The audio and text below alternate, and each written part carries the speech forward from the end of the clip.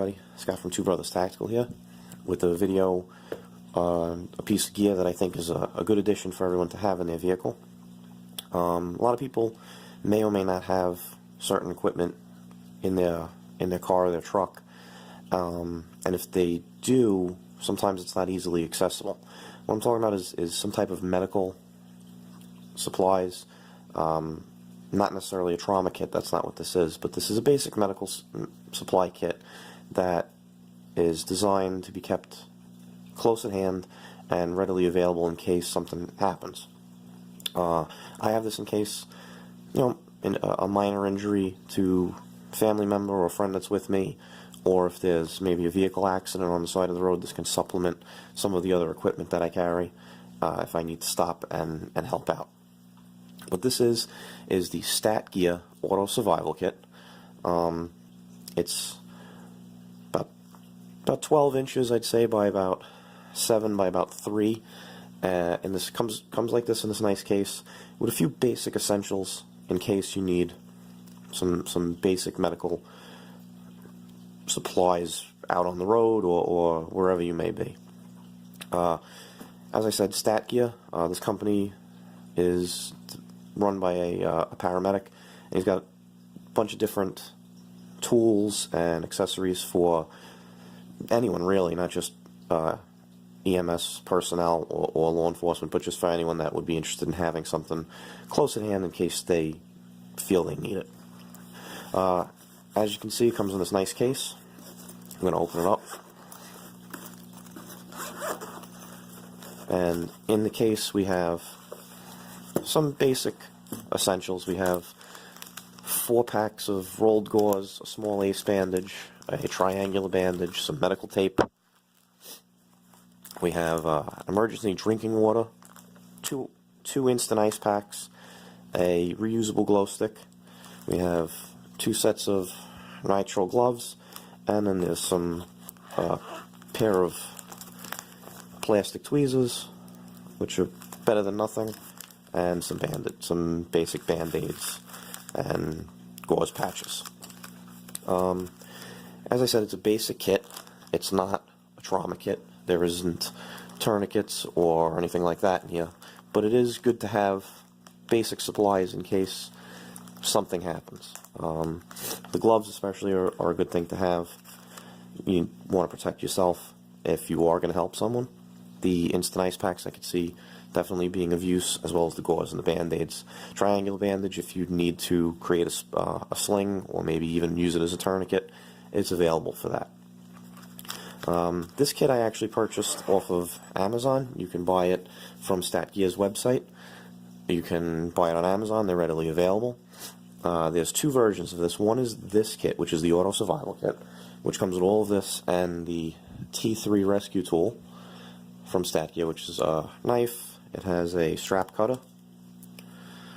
It has a spring-loaded glass punch, and it also has a small LED, which is pretty handy.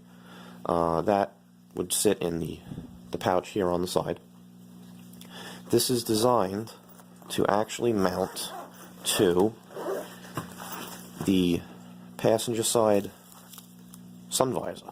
So these straps come undone, you put them around the sun visor, and it's readily available to the driver of a vehicle, and if there is a need for some type of medical equipment or some type of emergency equipment. In here, the only real thing that I say I would change, and I'm going to show you what I'm going to change, is this glow stick. It's a great idea, but it's green, it's hard to see, and I prefer to have a red signaling device for emergencies, so I'm actually swapping that out, and I'm going to be putting in a Night Eyes mini glow stick in red. That's just my personal preference. I actually purchased another one of these, and it did come with a red glow stick, so that one stays in there, and the green one I will use for something else. But the only other addition was I did just add about 6 feet of twine. This is just a nylon twine that I had lying around the house to attach to the glow stick in case I needed to hang it from something, or if you wanted to spin it to make a circle for signaling or something like that. But it's a pretty basic kit. It's got good features to it, in my opinion.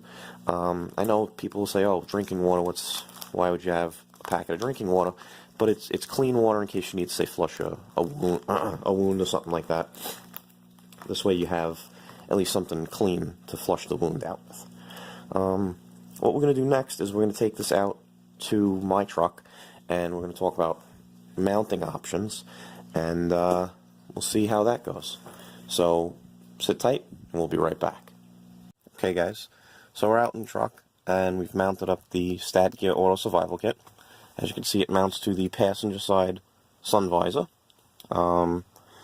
If you were looking from the driver's side, you could see over, this is your pouch for the auto survival tool, and the pouch for the kit. If you open it up, that's how it's supposed to work, where it hangs down like that, so you can get to all the stuff inside. A couple of issues right off the bat with this.